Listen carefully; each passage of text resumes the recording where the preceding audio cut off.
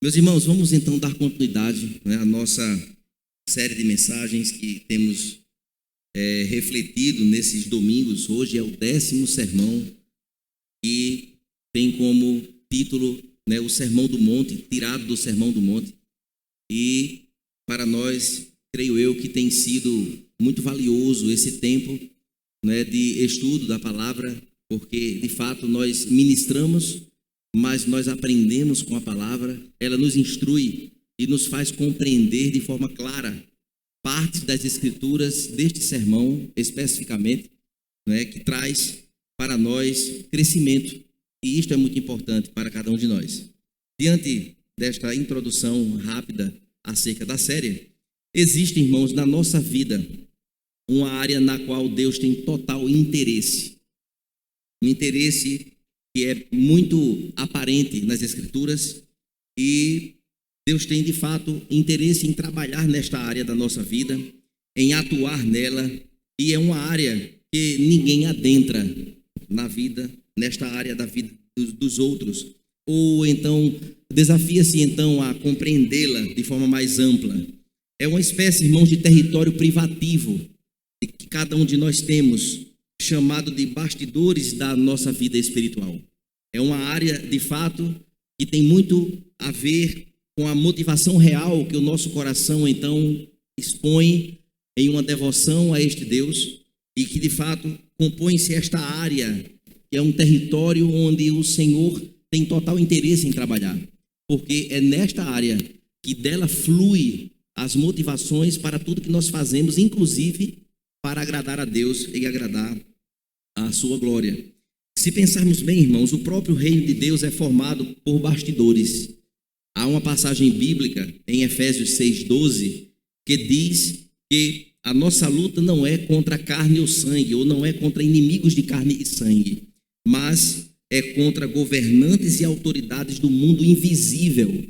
E isto é uma verdade que a palavra de Deus nos traz e que nos faz colocar numa condição de entendimento de que a nossa guerra aqui não são contra pessoas, mas é contra as ciladas do inimigo, contra este reino espiritual que existe nos bastidores da nossa vida e do mundo. Assim, queridos, a Bíblia diz que em secreto nós oramos, bem verdade. E o Pai que nos vê neste secreto nos recompensa. A palavra de Deus nos assegura isso. Assim, muito acontece no secreto, muito acontece e é realizado nos bastidores. Embora, irmãos, as ações de Deus pareçam estar escondidas da vista de cada um de nós, nós podemos confiar que Ele está operando em todo o tempo na nossa vida. Em todo o tempo o Senhor está trabalhando, Ele não dorme. De fato, nós não estamos presos a estas circunstâncias, pois nós estamos, de fato, colocados nas mãos dele em uma ação de bastidores que coloca a nossa vida em movimento, e este Deus, ele está ativo na nossa existência. Ele então deseja e orienta-nos a que nós possamos manter fielmente os nossos olhos nele. Ele deseja também que o nosso coração ele esteja em constante oração, e que a nossa alma esteja ligada às verdades absolutas da Escritura Sagrada. Esses são 3 pontos importantes, que é o que Deus nos orienta a fazer e acreditar fielmente nele. Assim, meus irmãos, até mesmo Davi da Bíblia, ele reconheceu o poder de esperar em Deus na confiança, sem questionar de que Deus está trabalhando na vida dele. No Salmo 42, o verso 5, porque estou desanimado, diz ele neste versículo, porque o meu coração está tão triste? Vou colocar a minha esperança em Deus. Eu o louvarei novamente, meu Salvador e meu Senhor. Atitudes coerentes, sábias e confiantes em Deus que atua nos bastidores. Meus irmãos, Deus usa então meios específicos para plantar no coração de seus filhos esperança, fé e confiança. Realmente, Ele está usando tudo para o nosso bem, não para o bem de todo o povo da terra. Pois esta atribuição é para quem é filho, assim diz a sua palavra, para fortalecer a nossa fé e forjar o nosso caráter. Ele está então orquestrando um resultado para a sua glória, moldando o nosso caráter, experimentando o nosso coração e nutrindo-o, a fim de que gradativamente nós possamos parecer cada vez mais com o nosso Redentor. Deus, irmãos, está agindo nos bastidores, trabalhando naquilo que fazemos, trabalhando no porquê nós estamos fazendo, ou seja, nas nossas motivações. Ele também trabalha e observa como é que nós fazemos e onde estamos fazendo. Então, esses bastidores que existem na nossa vida, Deus trabalha e atua nele, mas, de fato, como nós temos olhado os bastidores daquilo que aparentemente nós fazemos ou expressamos? Sinceramente, irmãos, Deus está muito mais empenhado em trabalhar nos bastidores daquilo que nós apresentamos como o ser explícito, visualizado pelas pessoas, muito mais do que a aparência daquilo que nós expressamos. Na perspectiva de tornar este conceito mais claro, o Senhor Jesus, ele trata deste ensinamento para a sua audição no Sermão do Monte, naquele grandioso sermão, dando um toque de sonda e de conhecimento no coração humano. Diante, irmãos, destas verdades que foram aqui trazidas, precisamos compreender finalmente que esta verdade, certamente, ela transformará o modo como nós vivemos e enxergamos de forma muito mais clara na conjuntura do que nos envolve como povo de Deus, salvo por Deus, sustentado por Deus, dependente de Deus e como alvo da sua glória. Para que nós adentremos um pouco mais no entendimento do que Deus ele quis dizer em relação aos nossos bastidores, eu queria convidar você a abrir a sua Bíblia e hoje vamos ler 3 porções que tem a ver, uma entrelaçada à outra. Mateus capítulo 6, versos do 1 ao 6, depois o verso 16 ao verso 18, depois o verso 19 ao verso 21. Vamos fazer então estas 3 leituras, estas porções que foram aqui mencionadas. Então, primeira porção, Mateus capítulo 6, versos do 1 até o verso 6. Diz assim: evitem praticar as suas obras de justiça diante dos outros para serem vistos por eles, porque sendo assim, vocês não terão nenhuma recompensa junto ao Pai de vocês que está nos céus. Quando, pois, você der esmola, não fique tocando trombeta nas sinagogas e nas ruas, como fazem os hipócritas, para serem elogiados pelos outros. Em verdade lhes digo que eles já receberam a sua recompensa. Mas, ao dar esmola, que a sua mão direita, aliás, esquerda, ignore o que a mão direita está fazendo, para que a sua esmola fique em secreto, e o seu Pai, que vê em secreto, lhe dará a recompensa. E quando orarem, verso 5, não sejam como os hipócritas que gostam de orar de pé nas sinagogas e nos cantos das praças para serem vistos pelos outros. Em verdade, lhes digo que eles já receberam a sua recompensa. Mas, ao orar, entre no seu quarto e feche a porta, ore ao seu Pai, que está em secreto, e o seu Pai, que vê em secreto, lhe dará a recompensa. Vamos para o verso 16 até o verso 18. Quando vocês jejuarem, não fiquem com uma aparência triste, como os hipócritas, porque desfiguram o rosto a fim de parecer aos outros que estão jejuando. Em verdade, lhes digo que eles já receberam a sua recompensa. Mas você, quando jejuar, unja a cabeça e lave o rosto, a fim de não parecer aos outros que você está jejuando, e sim ao Pai em secreto. E o seu Pai, que vê em secreto, lhe dará a recompensa. Pulando agora para a nossa última porção de hoje, verso 19 ao 21. Não acumulem tesouros sobre a terra, onde a traça e a ferrugem corroem, e onde ladrões escavam e roubam, mas ajuntem tesouros no céu, onde as traças e a ferrugem não corroem, e onde os ladrões não escavam nem roubam, porque onde estiver o seu tesouro, aí estará também o seu coração. Vamos orar ao Senhor? Pai querido e santo, em teu nome nós te louvamos, te adoramos, ó Deus, e invocamos neste momento o auxílio do teu Santo Espírito, para que possamos compreender, ó Deus, a tua palavra, que ela gere em nós, ó Deus, amplitude de visão acerca destas verdades, acerca da tua vontade para conosco, a fim de que, ó Deus, possamos crescer na graça e no conhecimento do Senhor Jesus. Atua nas nossas mentes, ó Deus, e no nosso coração nesta noite. Por misericórdia, ó Deus, das tuas mãos. Em nome de Cristo, assim nós te oramos. Amém.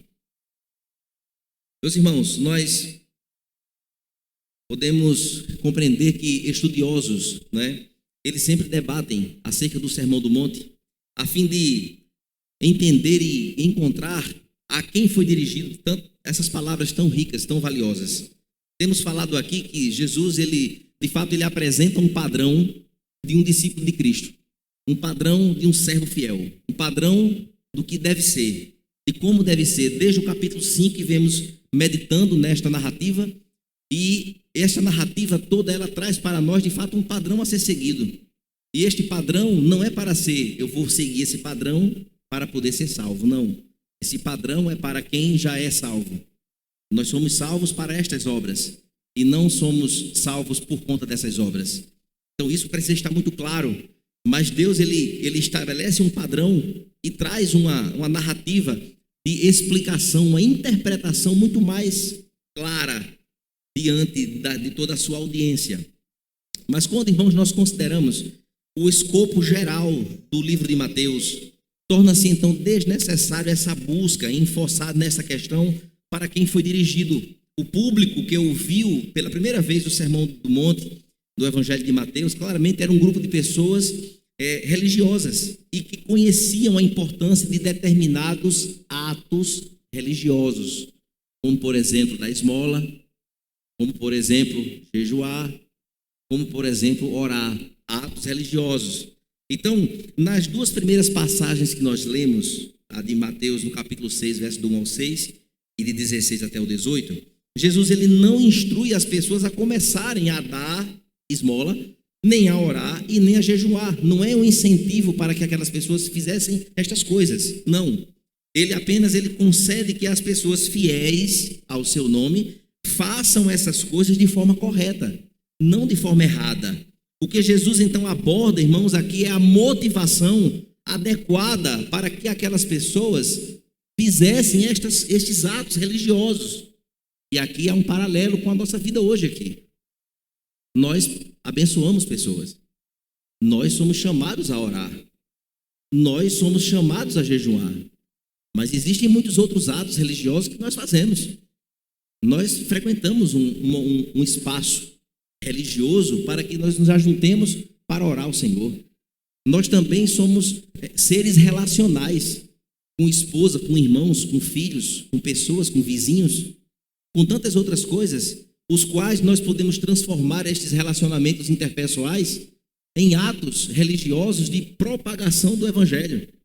Então, há muitas coisas que estão em volta de uma vivência, não somente nestes atos que nós falamos aqui agora. Porém, a mensagem, irmãos, ela é bastante direta, mas cada parte apresentada pelo próprio Cristo é um desafio quanto à aplicabilidade à vida do século presente. É um desafio muito grande poder fazer essas coisas. Os versículos, então, da terceira passagem, que foi da última, que nós lemos, 19 a 21, o verso 19 a 21, apresentam uma mensagem mais atemporal, ou seja, válida para o tempo passado, para o tempo presente e para o futuro, enquanto vida tivermos aqui. Ainda bastante desafiadora, pois nós somos chamados a juntar tesouros no céu e não tesouros aqui na terra. Quais tesouros, então, no céu nós podemos colocar? O que é que nós fazemos para juntar tesouros lá no céu? Porque tesouros na terra é mais simples. Eu ganho dinheiro, eu compro, junto, construo. Eu ganho dinheiro junto, compro alguma coisa, um objeto, boto dinheiro na conta. Então, é fácil guardar tesouros aqui. Mas que tipo de tesouro o Senhor está falando? Que tesouro é esse que eu guardo no céu? Como é que eu posso mandar lá para lá fazer um depósito aqui para um tesouro no céu? O que Jesus queria trazer, né, de ativo importante acerca disso? Olhando então, irmãos, para os versos que nós vamos passar a ler, a detalhar, no verso 1 do capítulo 6, o Senhor Jesus ele traz um princípio. A justiça deve ser recompensada por Deus e não pelas pessoas. Começa-se então agora o ajuntar tesouros no céu. Então observe bem que a recompensa que cada um de nós precisamos ter não é de pessoas, mas de Deus. Olhando então para esta verdade, no verso 1, quando ele abre então o capítulo 6, ele diz: evitem praticar as suas obras de justiça diante dos outros, para serem vistos por eles, porque sendo assim, você já não tem mais nenhuma recompensa junto ao Pai de vocês, que está nos céus. E aqui ele começa então trazendo já um princípio estabelecido. Antes de detalhar as outras coisas, ele já traz agora o princípio. Olha, para começo de história, vocês precisam entender isso aqui. Prestem bem atenção. As obras de justiça de vocês, que devem exceder muito a dos escribas e fariseus, precisa de forma muito contundente ser visto, em outras palavras, por mim. Receber a recompensa do Pai e não das pessoas. E não para serem vistos. E aqui, queridos, neste verso 1, Jesus então declara este princípio a ser aplicado em 3 tipos de atos religiosos, como nós falamos. Cuidado em praticar a nossa piedade diante dos outros para serem vistos por eles, pois assim nós temos nenhuma recompensa a receber, pois a recompensa já foi dada. Olhando para isso, irmãos, a justiça é de fato o assunto básico de todo o sermão. Observe que a justiça, ela precisa ser a justiça ensinada por Jesus no capítulo 5 e o verso 20, que diz exatamente que de forma muito clara, a nossa justiça precisa ser excedente à dos escribas e fariseus, conforme eu já tinha aqui mencionado. O restante, então, da passagem é, portanto, parte da descrição mais ampla dessa justiça que ocupa a maior parte do sermão, irmãos. Jesus falou de muitos assuntos. Jesus falou desde o capítulo 5. Ele vem falando sobre as bem-aventuranças, algo extraordinário. Ele falou para nós sermos sal e luz. Isso trouxe uma amplitude muito maior, o que é ser sal e luz. Ele falou sobre o ensinamento da lei, a respeito da ira, a respeito do adultério, a respeito do divórcio, a respeito de juramento e vingança dos inimigos, e agora fala sobre esmola. Jesus ele entra em muitos assuntos que envolvem a vida de cada um de nós e dos seus discípulos naquela época, para que de fato nós possamos compreender que não se resume apenas a isso aqui, mas expande por todas as áreas da nossa vida, inclusive o mais importante. Jesus, ele se propõe a trabalhar nos nossos bastidores. Ele propõe a trabalhar na sua motivação real.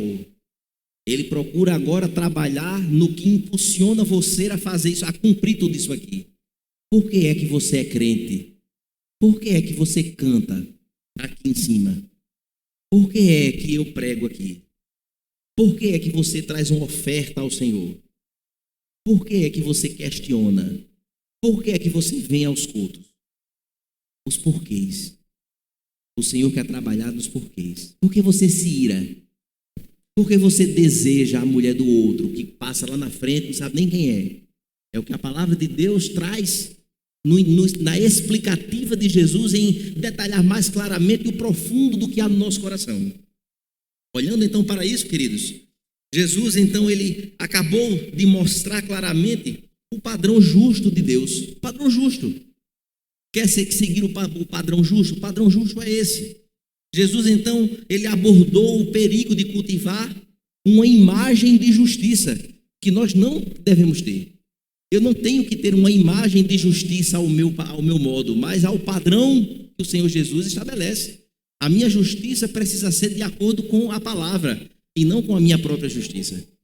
E qual é a minha justiça? Que é diferente da justiça do mundo. É que o mundo faz para aparecer, faz para se mostrar, faz para resumir e podar o ensinamento restrito e não amplo, diferente de nós, que temos o entendimento que quando algo feito à vista das pessoas precisa denotar realmente o que está no nosso coração.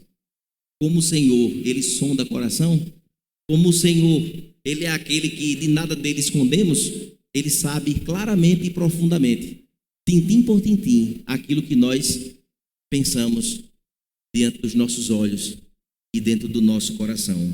É quase impossível, irmãos, fazermos coisas espirituais na frente dos outros, sem pensar na opinião do que eles vão ter diante de nós. E como eles vão pensar se o melhor ou o pior. Precisamos então olhar isso e ver como isso é uma realidade muito grande. Precisamos, irmãos, entender que tudo que nós fazemos, nós precisamos ter a preocupação única de agradar a Deus, agradar ao Senhor Redentor, que nos salvou, e não às pessoas. O prêmio vem dele, a recompensa vem dele. O tesouro será guardado lá com ele, de acordo com o que eu faço.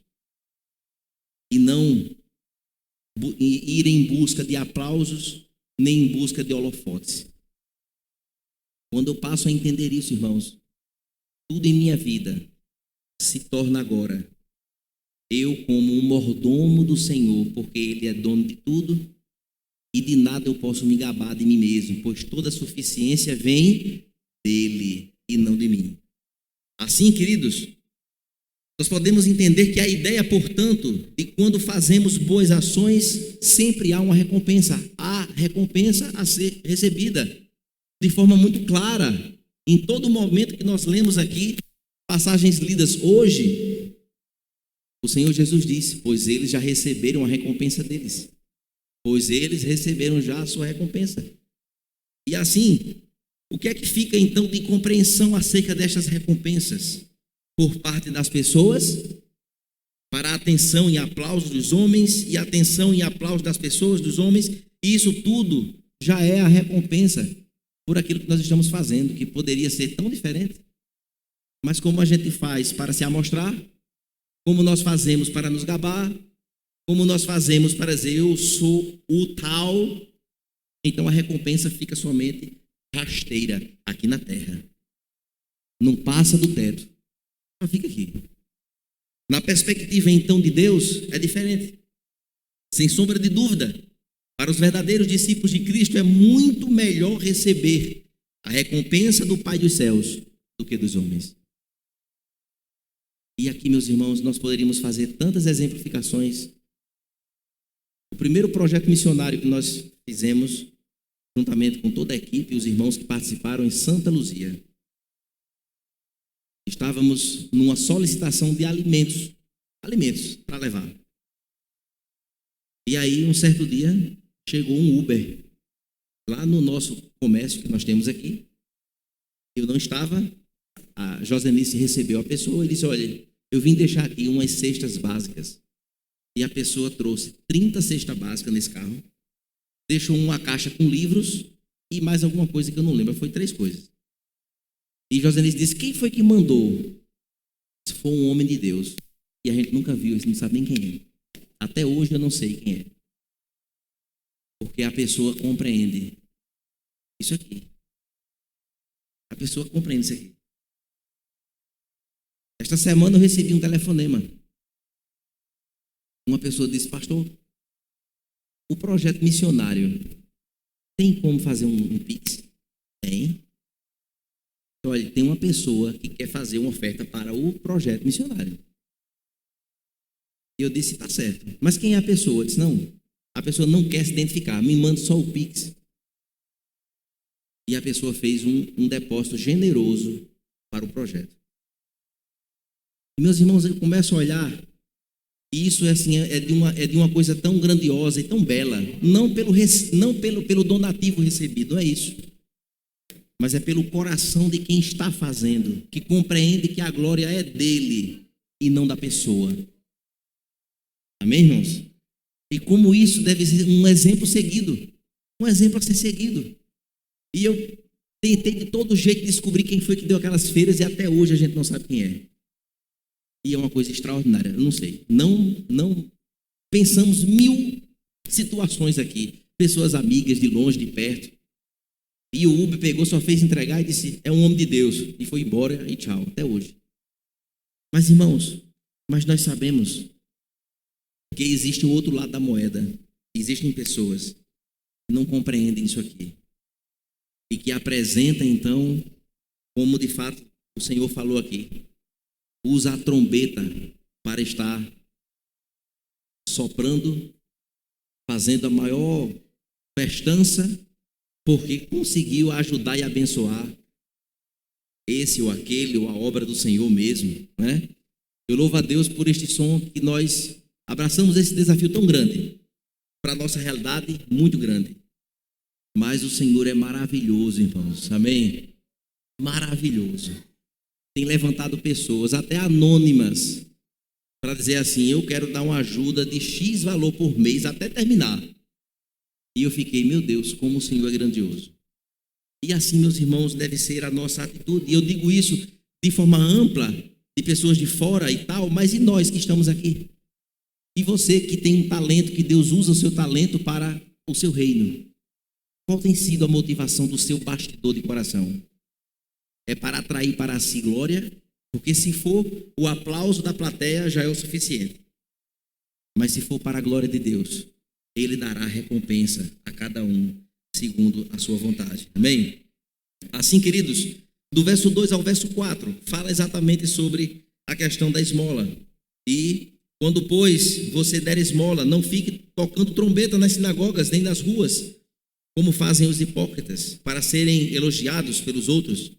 Em verdade lhes digo que eles já receberam a recompensa. Mas, ao dar esmola, que a sua mão esquerda ignore a mão direita, o que a mão direita está fazendo, para que a sua esmola fique em secreto, e o seu Pai, que vê em secreto, Ele lhe dará a recompensa.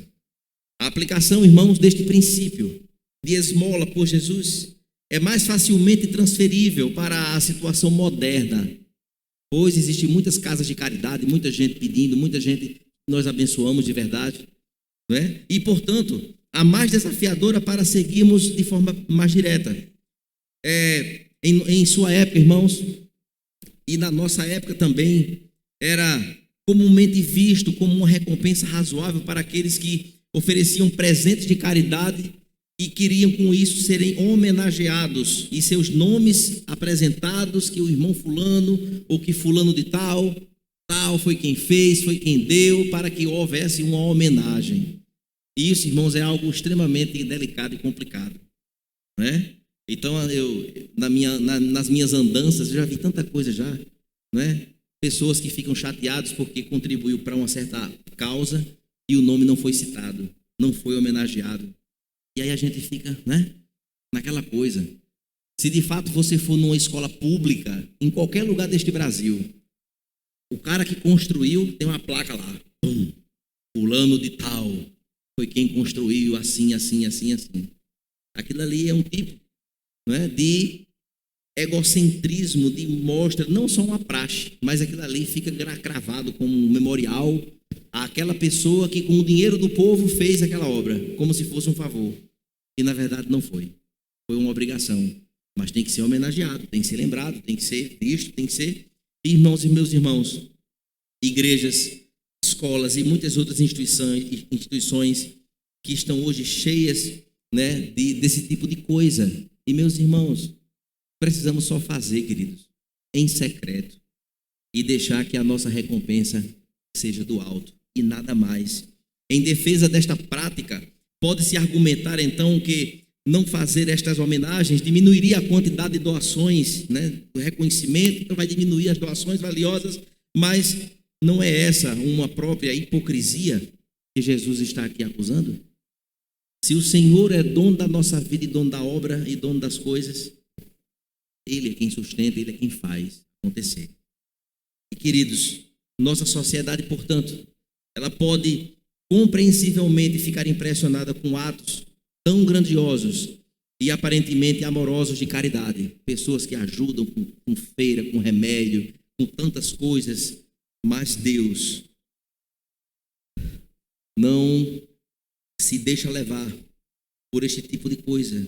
Deus, ele não por conhecer os bastidores, sim, ele conhece os bastidores e conhece as motivações pelas quais as pessoas fazem os seus atos religiosos.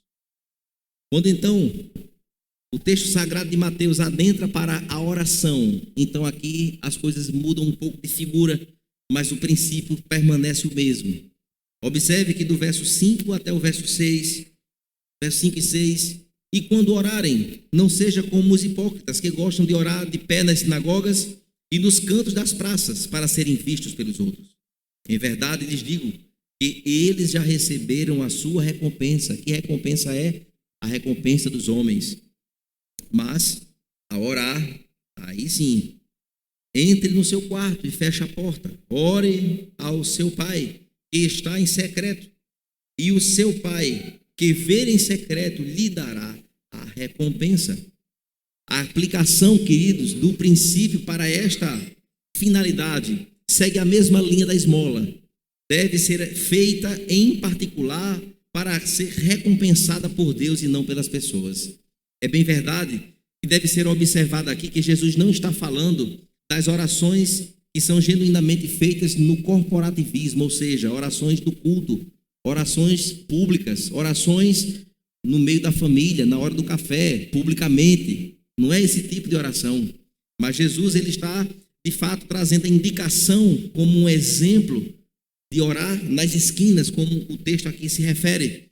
Ele está, irmãos, falando da oração privativa, da oração minha pessoal, da oração que foi feita lá com o publicano, lá na sinagoga. Não sei se os irmãos lembram desta passagem, que o fariseu e o publicano estavam lá, e o fariseu ficou de pé e fez uma oração egocêntrica, arrogante, prepotente, e o pobre do publicano disse: Senhor, tenha misericórdia da minha vida.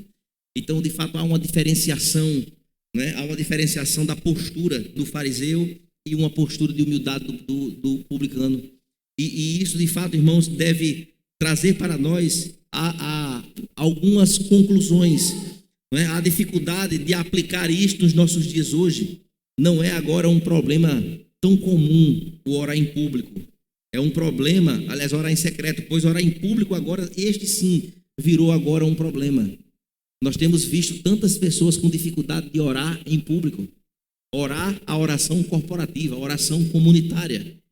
São pessoas que olham este ato de orar como um grande desafio para a sua vida. E você que é crente, eu que sou crente, nós que somos cristãos, que conhecemos as Escrituras, nós precisamos romper esta barreira, romper esta dificuldade. Portanto, irmãos, nós devemos tomar esse cuidado para não usar a passagem como uma desculpa de evitar a oração pública. O princípio básico, então, da instrução de Jesus, porém, ela é certamente relevante. A oração tem o propósito de se comunicar com Deus e é experimentar a presença de Deus em uma dependência total do nosso coração. E aqui eu queria abrir apenas um parêntese neste ponto.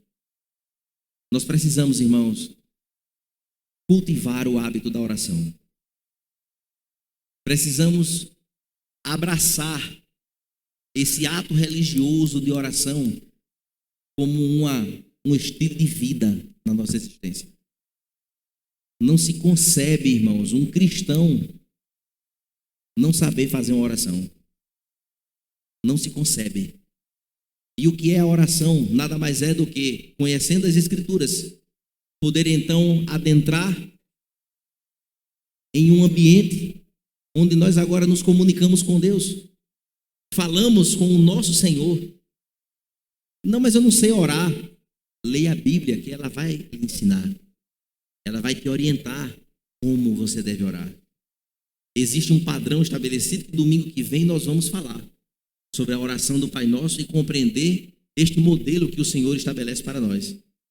Mas, irmãos, crente com dificuldade de fazer uma oração e não sabe como começa, nem pelo meio, nem quando termina, tem dificuldade de se relacionar, eu fico me perguntando como é que de fato esta pessoa se relaciona com Deus no seu íntimo.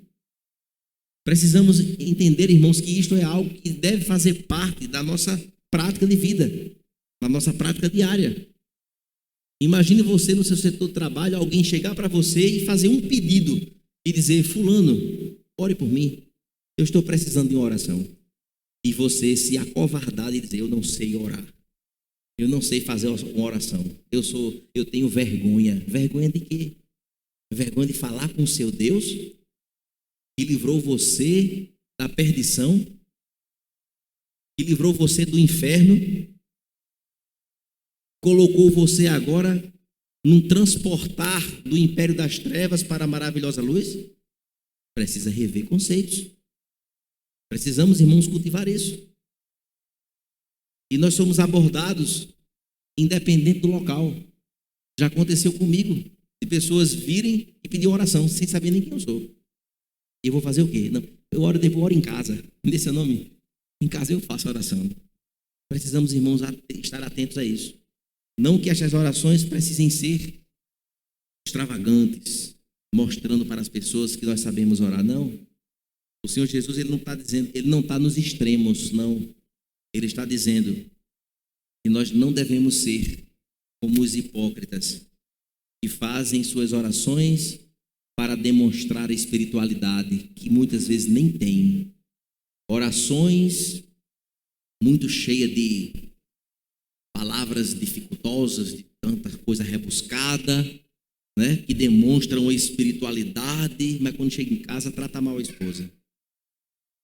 Compreende como isso é uma linha tênue? E aqui, queridos, no quarto em secreto é o suficiente para que Deus escute as nossas orações, para que Deus atenda-nos na nossa necessidade. Amém? Na segunda porção, irmãos, no que nós lemos, falando sobre o verso 16 até o verso 18, fala do jejum. Uma prática um pouco esquecida do nosso tempo. Quando vocês então jejuarem, não fiquem com aparência de tristeza, ou com aparência triste, porque, aliás, como os hipócritas, porque desfiguram o rosto a fim de parecer aos outros que estão jejuando, ou seja, querem divulgar isso como um ato de espiritualidade elevada. Em verdade lhes digo que já receberam sua recompensa. Mas você, quando jejuar, unja a cabeça e lave o rosto, a fim de não parecer aos outros que você está jejuando, e sim ao seu Pai em secreto. E o seu Pai que vê em secreto lhe dará a recompensa.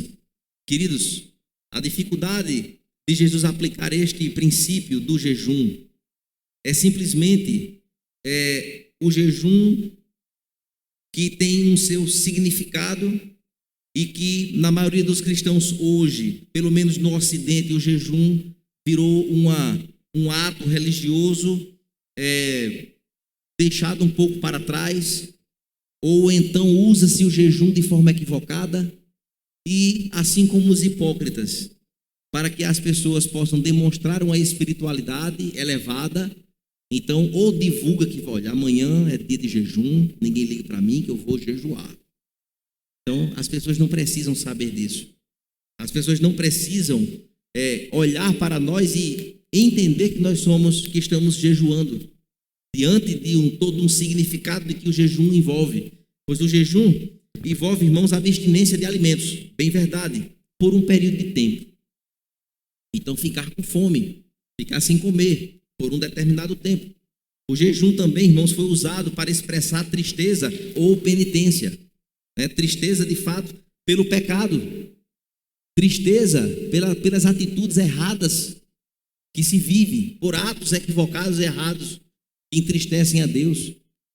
Então, o jejum ele serve para nutrir essa espiritualidade de arrependimento, de busca ao Senhor, de poder, então, ter uma comunhão mais aproximada com Deus. O jejum ele serve para isso.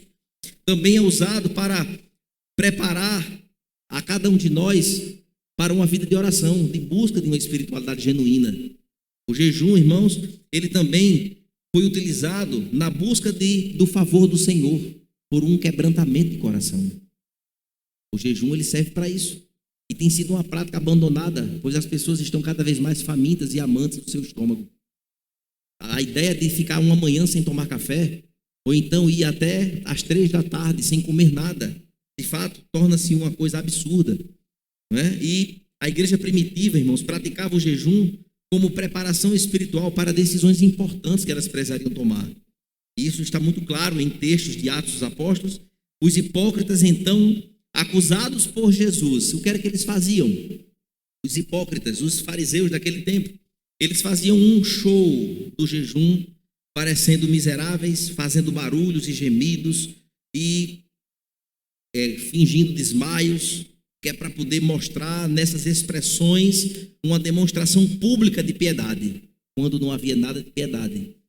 E aqui encontra-se de fato um problema que o Senhor Jesus apontou na postura daqueles homens religiosos.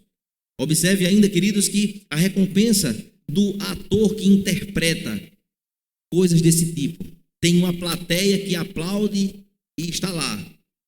Porém, desta forma, não há necessidade de recompensa alguma da parte do Senhor, pois a plateia já deu a recompensa, que foi o atrair os olhares e visualizar tudo aquilo que foi feito.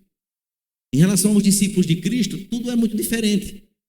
A palavra de Deus orienta-nos você vai jejuar, como é que deve ser feito? Unja a cabeça e lave o rosto. Isto fornecem uma demonstração externa de bem-estar. Para eu jejuar lá em casa fica mais difícil, porque a esposa vai dizer: tu não vai tomar café por quê? E eu vou ter que dizer para ela. Senão ela vai achar que eu estou fazendo dieta, coisa desse tipo. Os meninos vão ver. Mas eu preciso estar bem, me organizar e demonstrar que estou tranquilo, mesmo neste processo. Essa é a orientação. Ungir a cabeça e lavar o rosto ajudaria a pessoa a transmitir esta boa aparência de normalidade, de bem-estar. A pessoa que faz estas coisas não atrai para si elogios de ninguém, porque nem sabe que você está jejuando. O Senhor Jesus ainda fala que para que não sejas vistos pelos homens que estás jejuando, novamente o princípio é que Deus ele recompense os atos piedosos deste servo feitos por este benefício e por todos os outros atos que envolvem a nossa religiosidade. E aí, queridos, finalmente, nos versos 19 a 20, o Senhor vai agora falar sobre algo conclusivo. Tantas coisas que ele falou aqui para nós.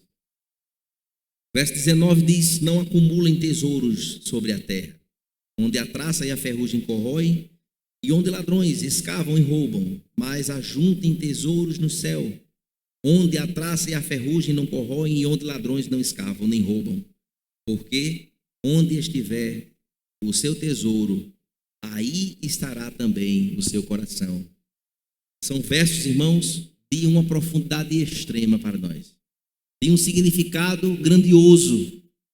Isso aqui deve martelar na nossa mente e no nosso coração pelo menos por uma semana, para que domingo que vem nós já ainda estejamos lembrados disso aqui. Porque, queridos, quando o assunto é coração, a coisa toma outra conotação. Quando o assunto é coração, o fabricante dele tem autoridade para dizer os beabás de tudo que envolve o coração. E aqui, a ideia básica da mensagem de Jesus é bastante simples e bastante conhecida. Mas como é que ela se relaciona com o restante de toda a passagem que nós lemos hoje, de todo esse arcabouço de conteúdo do Sermão do Monte? Mais adiante, irmãos, do que pode parecer à primeira vista, em todas as três situações, nós somos ordenados a buscar recompensa de Deus, ou seja, tesouro no céu. O que é o tesouro no céu? É a recompensa de Deus pelo que nós fazemos aqui. Este é o tesouro. O que é o tesouro no céu? É nos dispormos ao serviço a Deus. É podermos dar a nossa contribuição. É não complicarmos os processos. É não querermos ajudar a Deus na sua obra. Da nossa forma, dar uma ajudinha para Deus, não precisa dar nossa ajudinha. O que é de fato juntar tesouros no céu? É vivermos uma comunhão verdadeira. Juntar tesouros no céu é a gente acudir ao que está precisando. Juntar tesouros no céu é vivermos uma piedade verdadeira, porque dele nós não escondemos nada. Se orarmos, que nós façamos para a glória de Deus. Se nós jejuamos, que seja da forma correta para a glória de Deus. Se nós manuseamos a palavra dele, que está expressada no livro que você carrega na mão ou no seu smartphone, que nós possamos buscar amar estas palavras.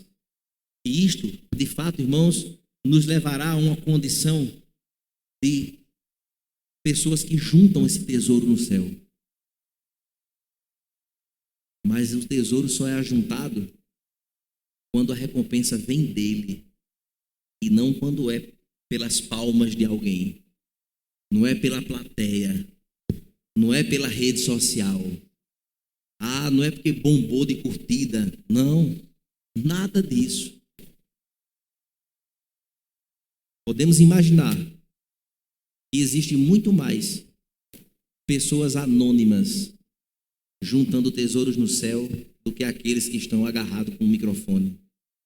Ou então fazendo tantas coisas que aparentemente está bombando. Isto é uma verdade, queridos.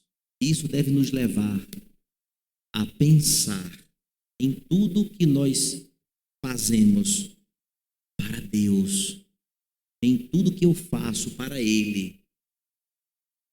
Esta mensagem de hoje é para que nós reflitamos sobre tudo que eu faço. É para Deus, como é que está sendo? O que é em que eu estou enganado? Em que o meu coração? O meu coração está me levando a qual engano aqui? Que aparentemente está tudo lindo, mas não tem nada de glória de Deus aqui. Precisamos, irmãos, entender que em todas as três situações também nós somos instados a rejeitar recompensas das pessoas, os tesouros da terra. As palavras de Jesus, em outras palavras, diz: não queiram, rejeitem os tesouros da terra. Os tesouros é isso aqui. Esse reconhecimento pelo que você faz, rejeite isso. Rejeite o status. Queiram e desejem a minha recompensa. A minha recompensa. A igreja de Laodiceia, o Senhor disse: eu proponho que você compre de mim ouro refinado. Porque vocês estão cheios de si mesmos, achando que não precisam de mim, que são suficientes, e eu estou lá do lado de fora, eis que estou à porta e bato. Se alguém me ouvir a minha voz e abrir a porta, eu entrarei e participaremos da ceia. Tesouros, recompensas e reconhecimentos do Senhor para a nossa vida. E aí, meus irmãos, estes versículos, na verdade, eles resumem muito bem a mensagem de Jesus sobre dar, sobre orar e jejuar. Claro, não é só isso, existem muitas outras coisas. Ele também tem significados amplos na nossa vida. Finalmente, irmãos, no verso 21, quando ele então fala sobre onde está o nosso tesouro. Aqui, queridos, nós concluímos esta porção de versículos ministrados hoje, e a ordem das cláusulas do versículo 21 muitas vezes impressiona os leitores, e isto é uma verdade, e precisa impressionar, e precisa bater forte no nosso coração, pois se há uma coisa que nós precisamos fazer todos os dias, desde a hora que nós acordamos até a hora que nós vamos dormir, é que nós sejamos desconfiados com o nosso coração em tudo que a gente faz. Nosso coração pode estar nos levando para um caminho muito distante daquilo que Deus quer. E nós precisamos desconfiar dele. Desconfie do seu coração.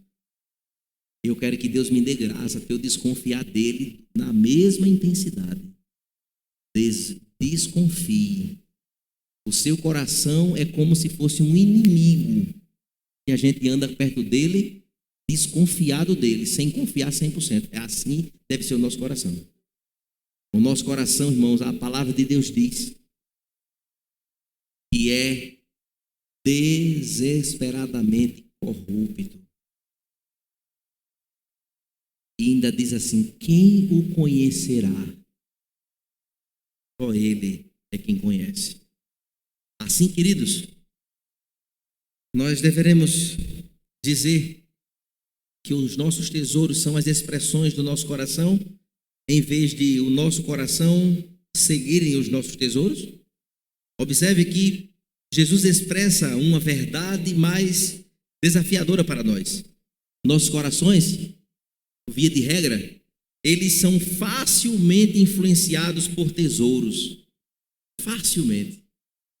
Os nossos olhos, eles são facilmente atraídos.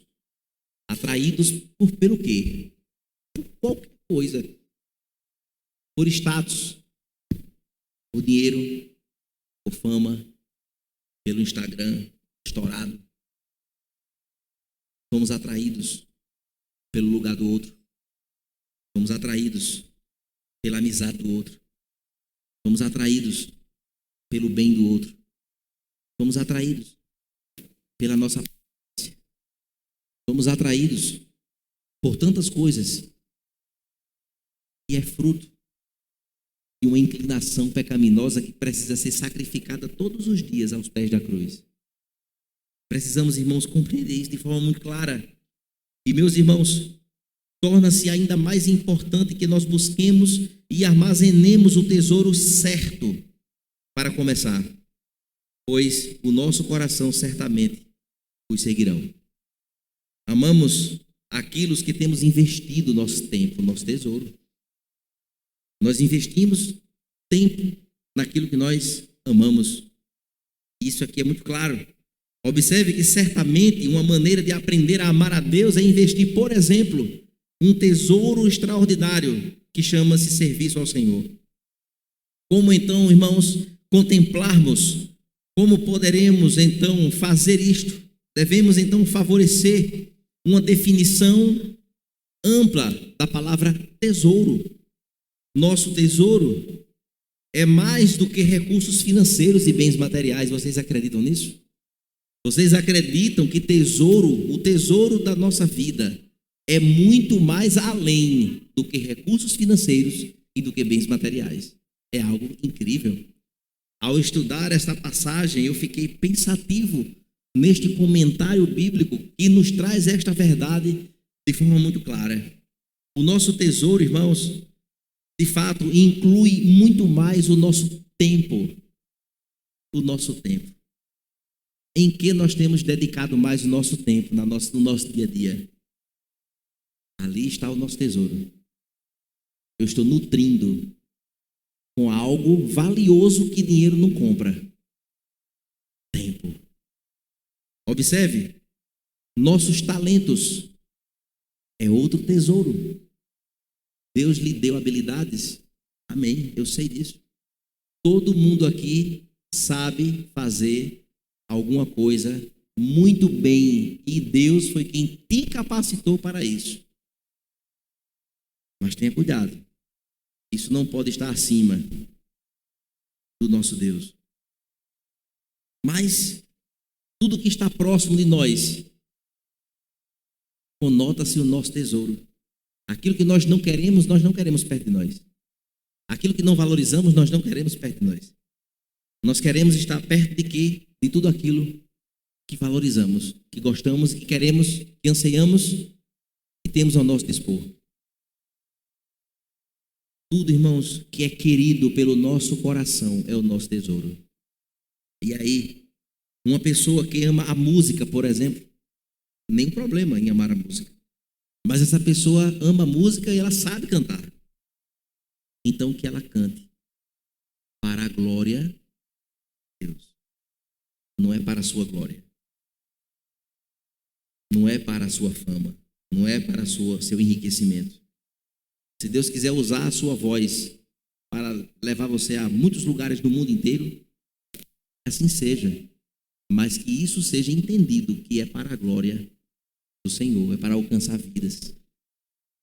Se você é uma pessoa que ama recepcionar pessoas sempre com alegria e entusiasmo, você pode usar essas habilidades para acolher os irmãos e os visitantes na recepção do culto, ali, para a glória de Deus.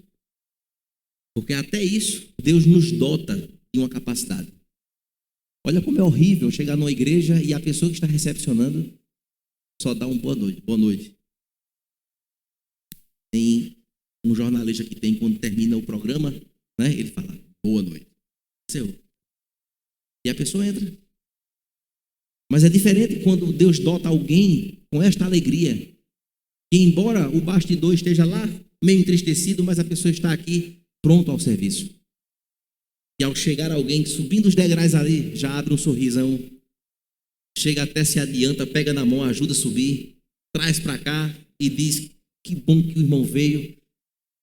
Hoje vai ser celebração ao nosso Deus. Entra, irmão. Entra, minha irmã. E vai. É diferente. E tantas outras coisas, irmãos. Eu só citei 2 aqui, apenas isso. Mas, queridos, conclusivamente, eu queria convidar o louvor para vir cantar uma canção. E dizer para vocês,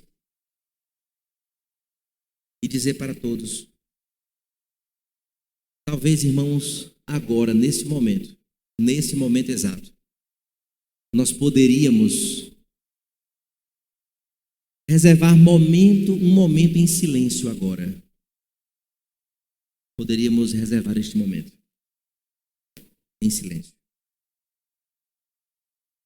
Entre cada um de nós e o nosso Deus, para lutar contra essas coisas. Poderíamos orar agora, nesse momento, e dizer ao Senhor nosso Deus, assim, observe com atenção. Poderíamos juntos orar assim. Senhor, minha oração é que cada pessoa que está aqui, ouvindo esta palavra, tenha olhado para as Escrituras e tenha visto claramente a diferença entre trabalhar para a aprovação dos homens e trabalhar para a sua aprovação. Senhor, eu apenas oro para que o anseio do nosso coração, aquela parte que nós sabemos que algo está quebrado e queremos tão desesperadamente se mover em direção à tua vontade. Aquela parte, Senhor, de nós que trabalhamos tão duro, de todas as maneiras para ficarmos bem vistos das pessoas, e na verdade não foi verdadeiro, Senhor, aos teus olhos. Senhor, oramos para que o Senhor derrube essas paredes e destrua o nosso reino. Deixe a sua glória brilhar. Deixe-nos desaparecer, Senhor. Que seja sobre nós a sua justiça.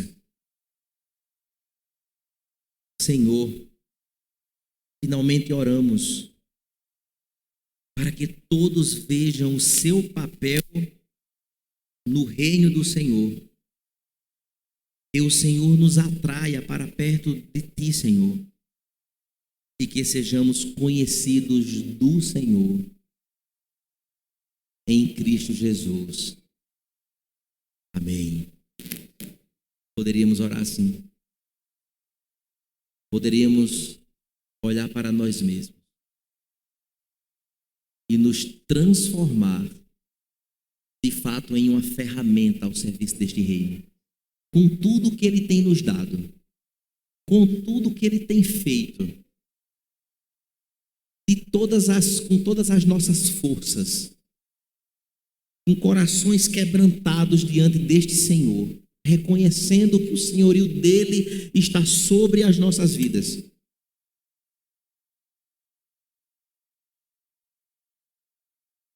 E que este Senhor, irmãos, brilhe sobre nós.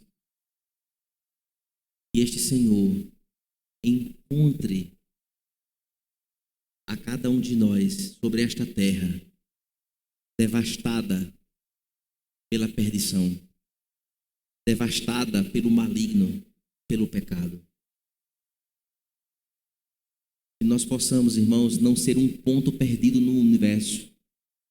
Que não sejamos um pedacinho e um isopor que boia em uma grande piscina que o vento vai levando e ele não sabe nem para onde vai.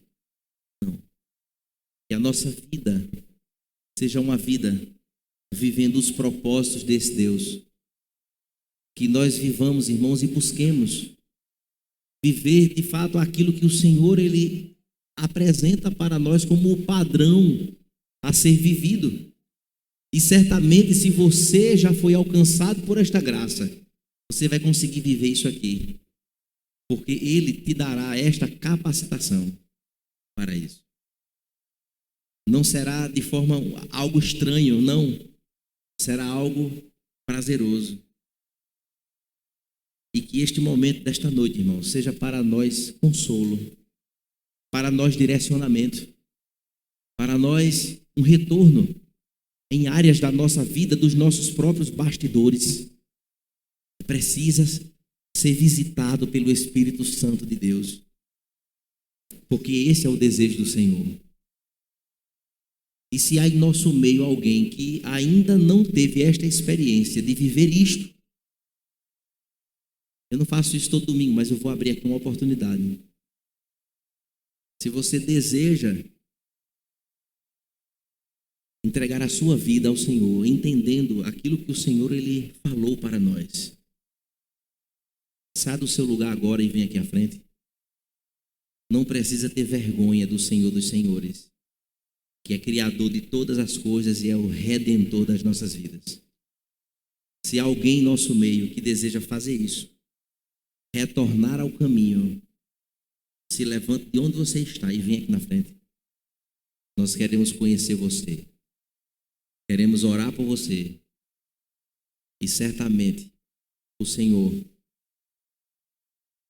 transformará a sua vida em uma nova criatura em Cristo Jesus. Há alguém em nosso meio? Há alguém que deseja isso fazer? Vamos cantar ao Senhor?